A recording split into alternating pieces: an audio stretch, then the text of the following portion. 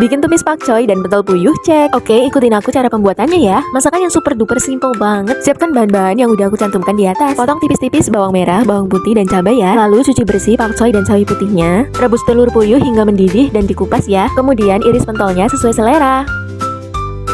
Nah, ini semua bahan yang sudah dipotong-potong. Lalu siapkan saus-sausnya. Bahan untuk saus aku cantumkan di atas.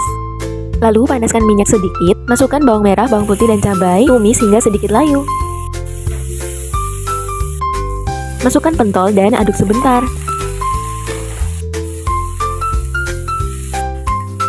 Lalu masukkan saus-saus yang sudah kita racik tadi. Jangan lupa ditambah air sesuai selera. Lalu masukkan pakcoy dan sawi putihnya. Aduk-aduk hingga tercampur rata dan sayurnya sedikit layu. Yang terakhir aku masukkan telur puyuh dan daun bawang. Nah, sudah jadi deh. Gimana? Mudah kan? Next bikin apa lagi ya? Jangan lupa save dan follow.